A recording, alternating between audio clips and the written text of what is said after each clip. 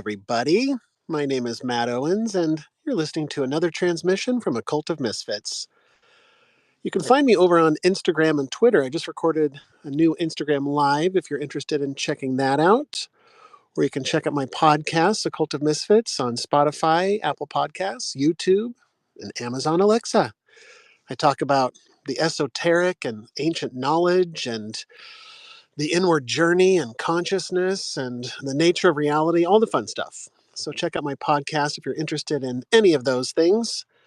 Today, what I want to talk about is manifestation.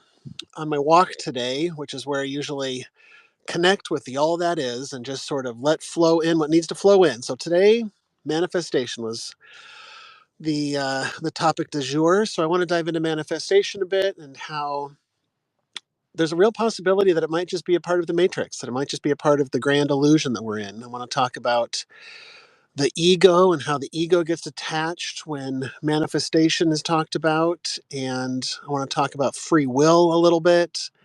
And I want to dive into financial fears, fears around money, and some of the things that I've done in my life and how to become fearless. If you didn't check out my last podcast episode, I titled it The Hole.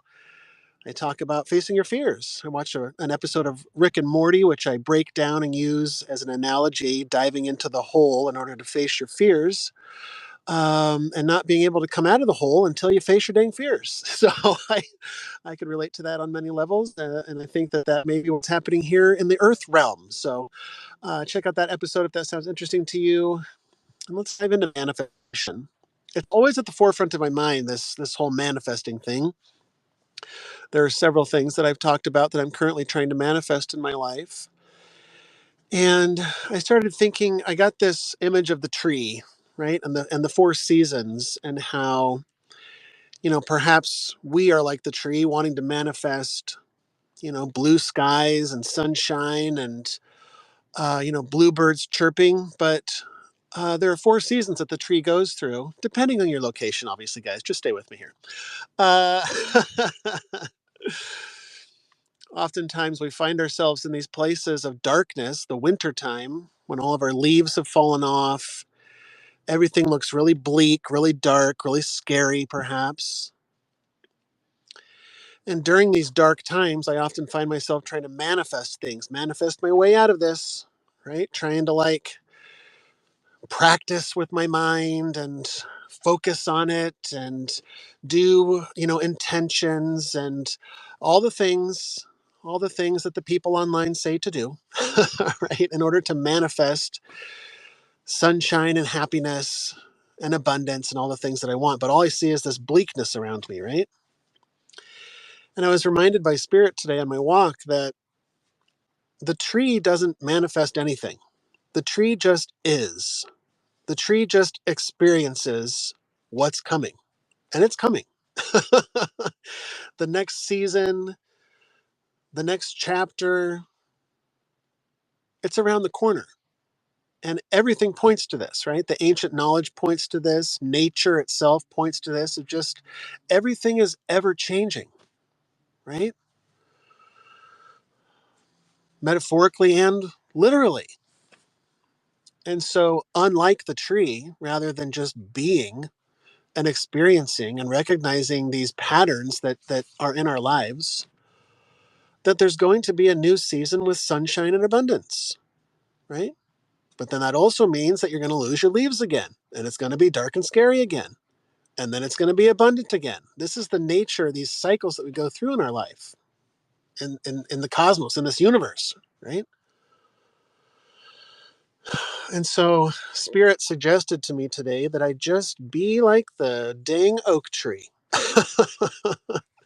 Let it be, right? If your leaves are dropped onto the ground and you have no more leaves, metaphorically, whatever that means in your own life, that's what's meant to happen right now because it's winter time. That's the season of your life that you're in right now. This is what Spirit's telling me. And to stop wishing and hoping for the next season, right? Because it's coming. I know that it's coming. I've seen the pattern. I get it. The pendulum always swings like the sunshine's coming. And so just to, enjoy the ride, right? Which is, of course, extremely difficult. But these are the things that I'm practicing. So I started thinking, taking that analogy, marinating on that for a bit, watching Chi-Chi chase a squirrel. The squirrel's not real. It's just part of the grand illusion, guys. Just FYI. So I have these things in my life that I'm trying to manifest. Right when I started getting into spirituality and stuff like that, I started dabbling in this manifesting thing, and I started testing it out and trying it out to see, like, okay, is there anything to this? Like, can I actually use the power of my mind to create things in my own reality? I'm the creator of my own reality. I keep telling myself every day, right? Because that's what I'm told by people online. That's what feels good to me. I'm like, yeah, I am a creator of my own reality. That's right. I've talked before about manifesting, financial freedom, financial abundance, and how glorious it's going to be to tell everybody who will listen to me, look at what I did. Look at what I manifested. I manifested this financial abundance in my life. And to be proud of myself. I worked hard for this. I did the inner work. I faced my shadows. I did what was asked of me by spirit. I checked all the boxes. I did all the things, right? Look at how good and spiritual I am. I'm so cool. And once I started saying that, I started realizing, oh, that voice sounds real familiar. That's Hal. I call my ego Hal. Hal is a real sneaky SOB. And sneaky. He's sneaky and sneaky, guys. All the things. He's a sneaky SOB. Real greasy. Real greasy, too. So all of those things sound like Hal. All of those things sound like my ego wanting to take credit for this whole manifesting thing, right? To show everybody, hey, look what I did. Look what I manifested, everybody. And then today it occurred to me and I had to take a big step back. I was like, okay. Maybe this whole manifesting thing is not what I think that it is, right? I question everything. Just taking a bigger step back, I often talk about how I think that this whole reality is not real. That sort of needs to be said every time because we're told from the ancient scripts and ancient myths and stories that some being created the material world, whether it's Yahweh or Enki or Yaldabaoth or a dozen others worldwide. Somebody created the material world. Outside, we're in what can be considered to be like a womb. Matrix just means womb. And so I just like to put the pieces together and sort of build this foundation of what I think is going on around here. And so it needs to be talked about all the time. Sometimes I feel repetitive when I talk about, like, hey guys, everything's an illusion, but it just sort of needs to be said because it's sort of a core foundation. It's sort of changing how I live my life now. Now, of course, I'm not, 100% on this. I'm not all in on this is an illusion, but I'm pretty convinced. Whether it's what the ancient wisdom has told us, the ancient philosophers and the religions, and they all mention how this is an illusion. Modern science points to it too. I've talked about it before, so I won't go into it because I do feel repetitive. But I have to realize that not everybody listens to every single one of my podcasts, so I kind of repeat things here and there just to you can pick up the pieces. Um, Mainstream science shows that solid matter is 99.999% nothingness, empty space. That's a real head scratcher, right?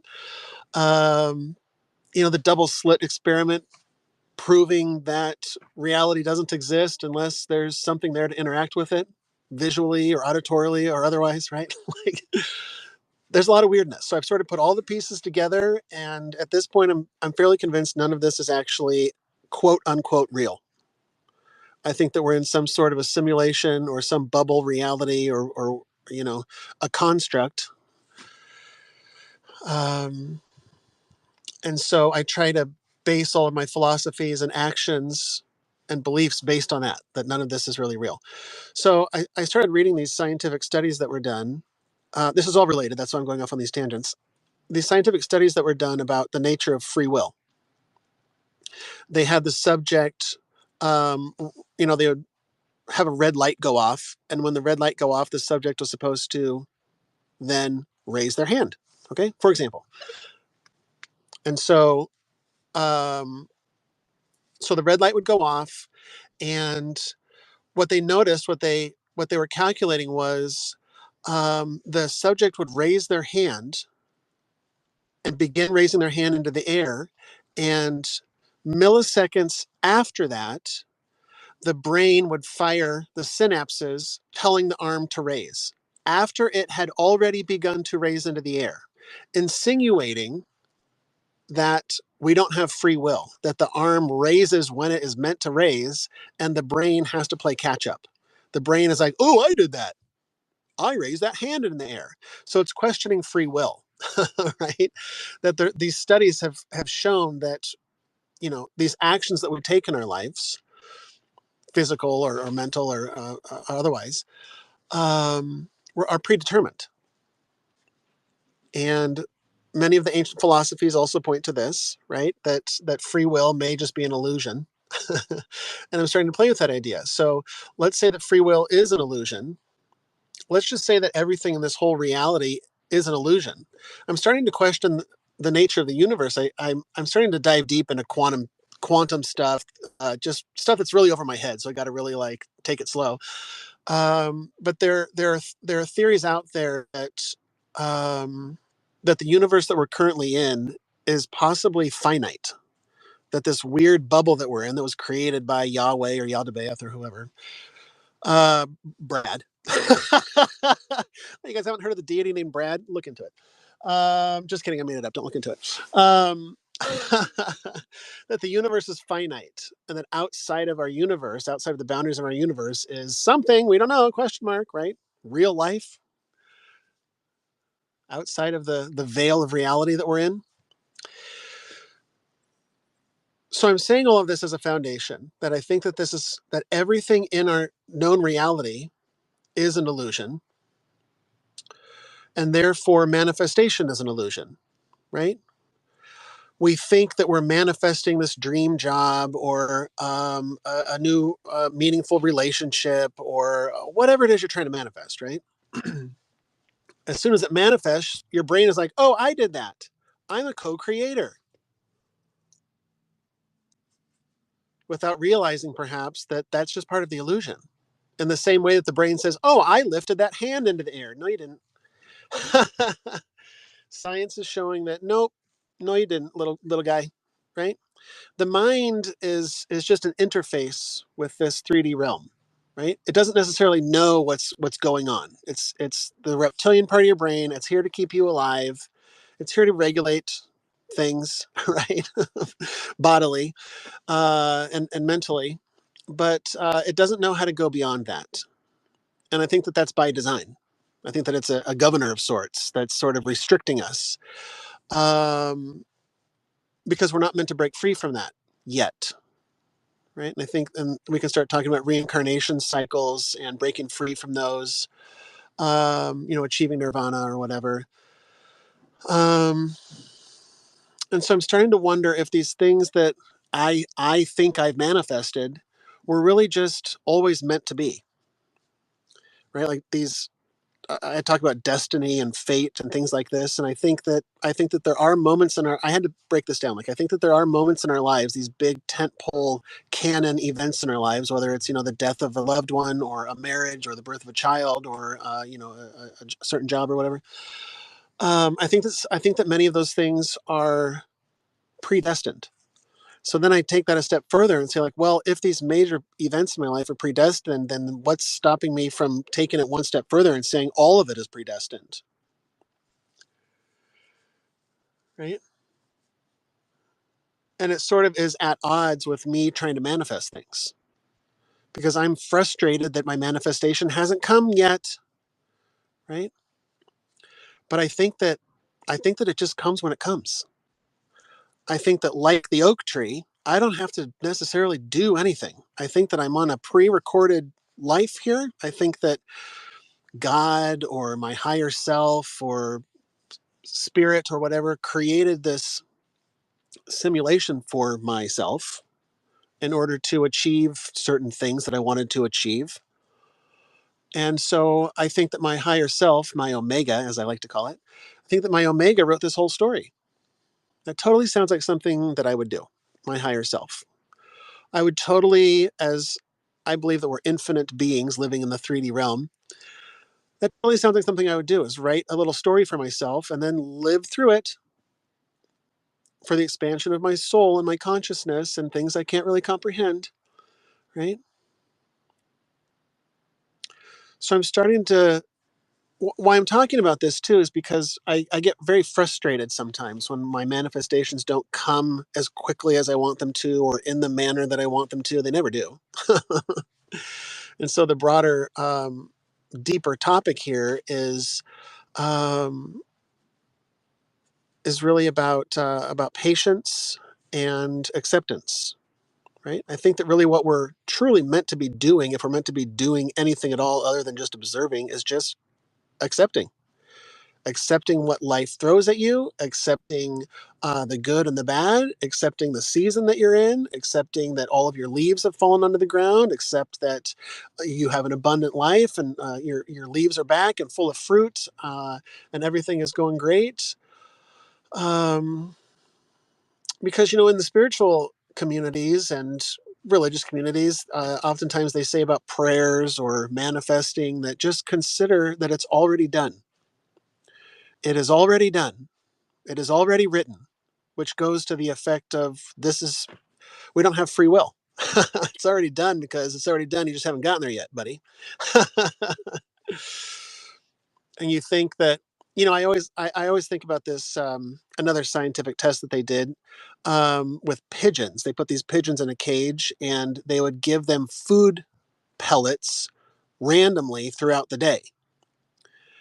And the pigeons, anytime the food came out, the pigeon would think about what it was just doing, like flapping its wings, and it'd be like, "Oh, I just flapped my wings, and a food pellet came out," not knowing it's completely random. So then they start to think these pigeons start to think like, "Oh, because I was flapping my wings, that must be what brings the food."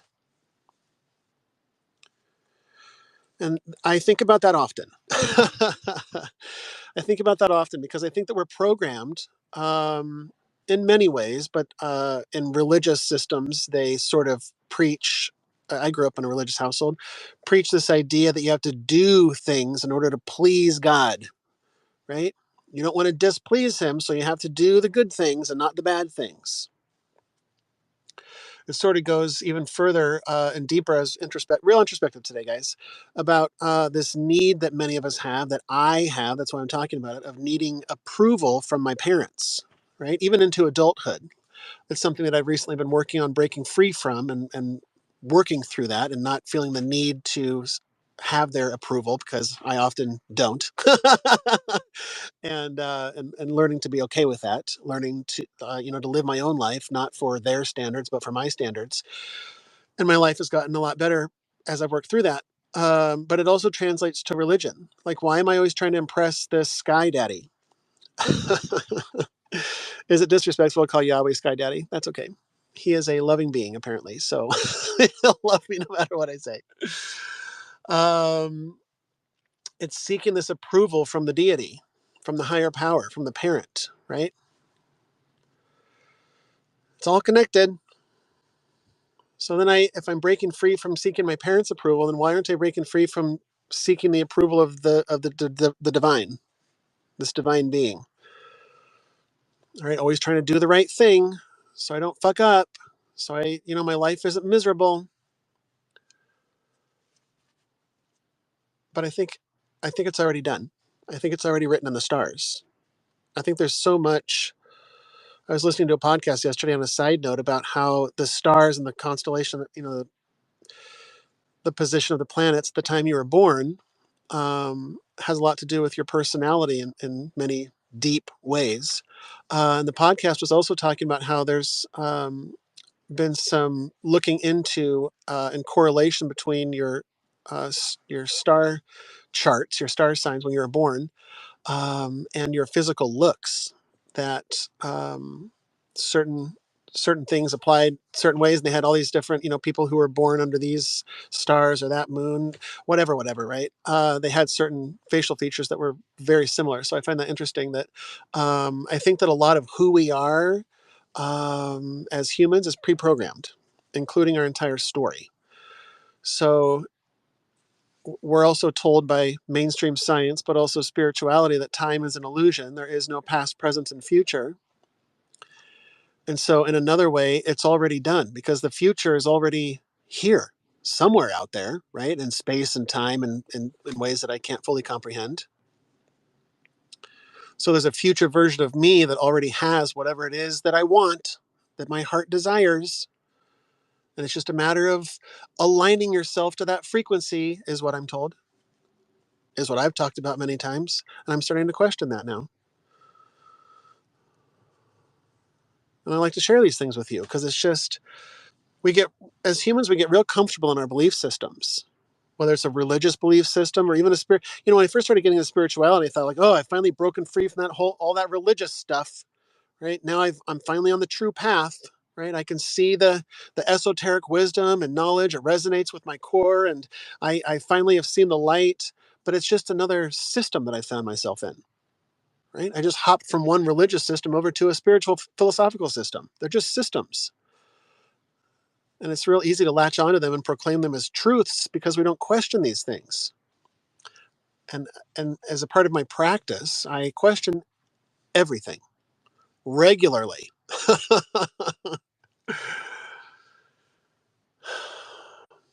Because I latch onto these things. And then it starts to become who I am. And I have found that there's much suffering involved when I start latching onto things like that. Because then when somebody says that I'm wrong or that's not right, Jesus said this, and then I'm like, well, then I start getting worked up and I start getting attached to my beliefs, and then I'm like, I'm right and you're wrong, and it just causes more suffering for myself. So I like to mull this stuff over and think about it and ruminate and philosophize, but I try to not attach myself to it too much, right? So I get real attached to this manifesting thing. That's why I'm trying to break free from it and just take a step back or 20 steps back and just take a breather and question this whole manifestation thing. And I think it might be a product of the ego. Now, it's not to say that um, I just think that miracles and happenstances and synchronicities come into our lives. It's all interwoven, and I think it's all predetermined. I guess that's what I'm getting at. So I'm trying to come to a place of acceptance and realize that whatever it is that I think that I want, none of this is real. And so whatever is meant to be in my life is going to be in my life, and whatever is not is not, and to learn to be at peace with that. That's the game that I'm currently playing. It's just learning to be at peace with that, to accept what is given to me, to accept what is taken out of my life. Um, Super challenging, right? This is like the razor's edge, the straight and narrow, the difficult path. But just showing you my notes, showing you what I'm going through. Same thing with fears around money and facing your fears, which is what I wanted to talk about. Um, I often talk about how I faced all these fears in my life. I want to say all my fears, but that's just not true because that's just not possible. I think that there's always going to be a fear mechanism. Just when I think that I've conquered all my fears, the universe has a way of giving me several new ones to munch on for a while. Right? Here's a new challenge for you, pal. You did a good job with that last batch. You faced all those fears. Here's some new ones for you. And I'm like, oh, okay, hi, level 2. So the last few years for me has been a huge journey in facing my money fears. And so, I say we don't have any free will. And so my ego wants to be proud of me for all that I've done. Like, hey, I did a really good job facing all my fears. It was very difficult. Faced my fears around my body issues. I just hated my body and hated myself, and had a lot of social anxiety. and just a long list of things, right? And so I've systematically been working through those, but I don't know if that's on my own accord, right? So I don't know, I'm sitting here tooting my own horn, but that's just, again, that's just Hal. That's just Hal wanting recognition. Look at me, look what a good job I did. So questioning it all, but I just thought it might be helpful to share with you guys some of the things that I did, whether or not reality is real. We'll just talk about it, about some of the things I've done to face my fears these last couple of years. I had a lot of lack mentality, right? Like, just I'm always living paycheck to paycheck, or I'm not going to have enough money for next month's rent, or how am I going to pay this bill? Just lack, lack, lack, lack. That's just sort of the mind, the programming, the frame of mind that I was in, right? For years, my whole life. And often it's generational, right? Your parents have a certain view around money, and it's real easy to rub off onto the kids. Um, that's why it doesn't matter if you have $10 million in the bank or 10 cents in the bank. If you have fears around money, the amount that you have is irrelevant, right? You can be wealthy and still have these money fears, like, when am I going to lose it all? When's the other shoe going to drop? Right? Just this fear of, I don't want to be homeless. I don't want to be destitute, right? Fear, fear, fear, fear, fear. And so the universe has been um, giving me lots of opportunities to face those fears. I came to a point in my life a few years ago where I thought, okay, I think I'm ready to face these money fears. I don't really know where to start. I don't know what that means. I step one is recognizing, yes, I have a lot of fears in my life. Now what? How do I begin conquering them? How do I begin wrestling with them? And so I bravely slash foolishly asked the universe to intentionally give me situations and scenarios where I would be facing money fears. And the universe sure did deliver. Whether it was an unexpected bill that would come, or a medical bill, or a speeding ticket, or just any number of things, I started getting all of these money related issues all of a sudden started popping up into my life, and I started freaking out. Panic mode, red alert. But then my guides, my angels, they said, simmer down, simmer down, we got you, remember you asked for this. And I was like, oh yeah, okay, okay, okay, okay, okay, I see what's going on here. But I'm still scared out of my mind and still pissing my pants. And so, like, what do I do? What do I do? What do I do? What do I do? What do I do? And so, Spirit wanted to show me all of the times that I freaked out about money, and then all of the times that subsequently it worked out, where I panicked that I wasn't going to be able to pay that bill, and then somehow, some way, I did. I wasn't going to be able to pay rent that month, and then some way, somehow, I did. My car engine blew a gasket. I don't know how I'm going to be able to pay for that, and then I did. And so I started reminiscing about all the times that I freaked out and panicked, and all the times that it worked out. And then I started playing a game of, like, trying to think of all the times that, okay, fine, cool, cool, cool. I'll prove you wrong, universe. Here's all the times that it didn't work out. And then it was crickets. I couldn't think of one time that it didn't work out, right? Not to say it wasn't rough, not to say it wasn't a bumpy ride, not to say it wasn't terrifying, but at the end of the day, yeah, I guess you're right. It did work out. Fine, fine, fine. You got me there. So I had to build this trust, faith in a divine hand, call it whatever you want, God or your higher self, or what did I say earlier? Glenn, Dave? I don't know.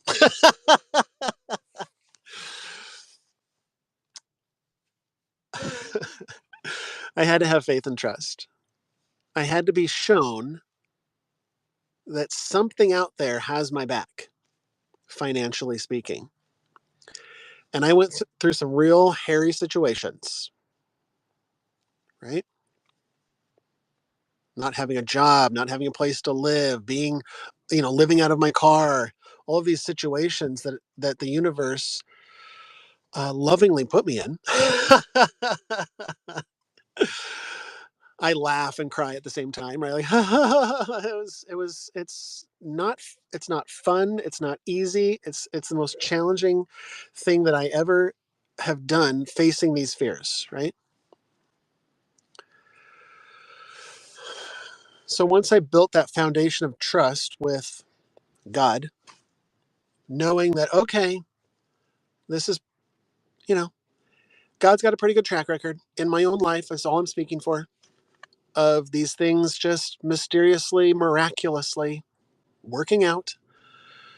So based on that, I could then take the next step forward and have a little bit more faith and trust the next time these money things came along, and just have to repeatedly tell myself that it's all going to work out. I know that I can't see how it's going to fucking work out from my current position. My human eyes can't see, but to close my eyes and walk in faith and walk in trust that you're being led not to your doom, but through this storm, through this fire. It's going to burn. It's going to burn. Just a heads up. It's going to burn. It's not for the faint of heart. And so I applaud you. I see you. I know that there are those of you out there that are listening to this, resonating with this. I can feel you. It's bringing me to tears. Hi.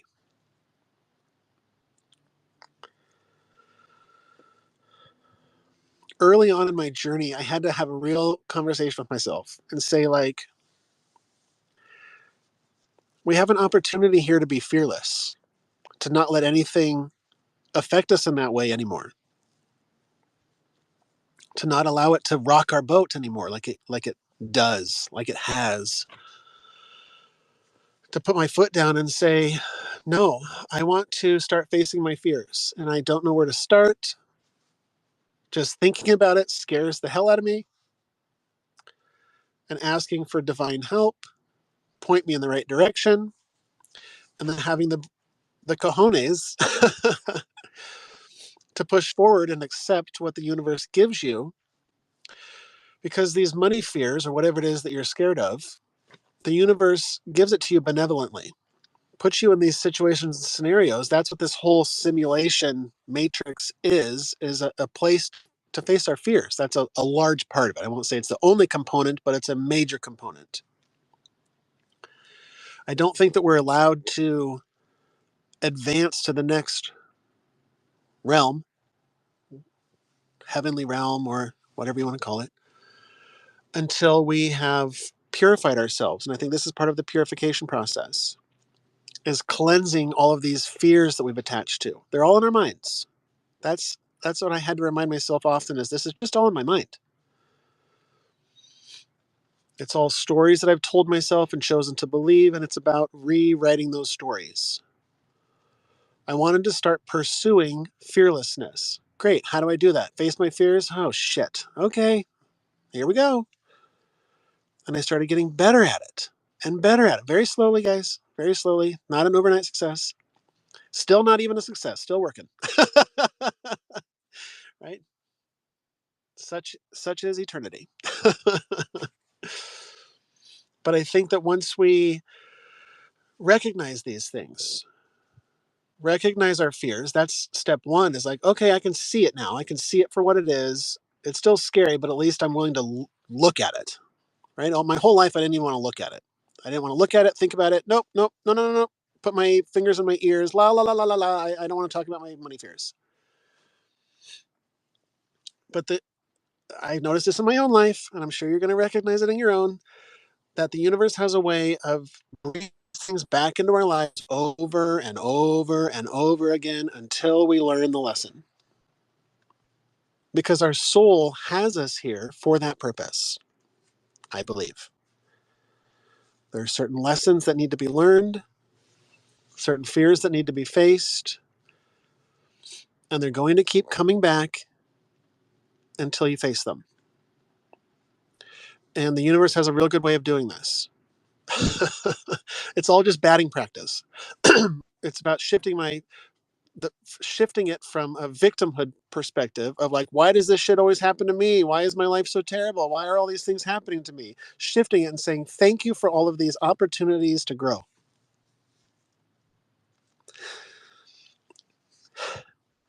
Thank you for another opportunity to make me badass. Let's do this. I had to ask myself, why are you here? Are you here to bitch and moan about the government, or, to make friends and, all that's components, right? But like, I had to ask myself, what are you doing? Your spirit has you here for a reason. Like, let's let's get some. Let's do this thing. Because if I don't learn these lessons now, I'll learn them in the next life, or the next life, or the next life. I'm going to keep on reincarnating according to the ancients, according to the Egyptians, until your heart is lighter than a feather. Right? Stripping away of these impurities, these fears, these mental blocks and mental traps.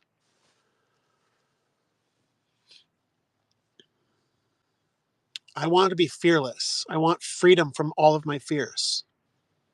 Because my whole life, they were shackles around my neck, drowning me.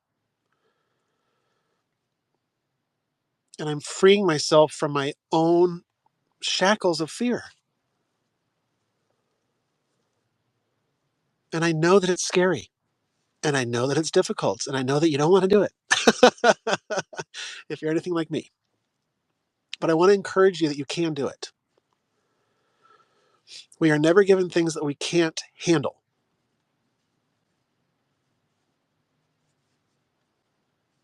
And so know that whatever it is that you may be going through, you can get through this. You can do it. And you have the power to be fearless, to face this fear. And then the next time it comes, it's going to be a little bit easier. And then the next time it comes, it's going to be a little bit easier, until it gets to the point where you're like, oh, wow, that doesn't even keep me up at night anymore like it used to. I don't have that knot in my stomach all the time that I used to. I can just breathe a little, right? Looking at that demon that has been on your back this whole time and say, man, I love you. Thanks for coming along with me. Welcome along on this crazy journey. Embracing your demons, embracing your shadows. Because at the end of the day, they're just a part of you. They're just in your mind. They're aspects of you. I love you.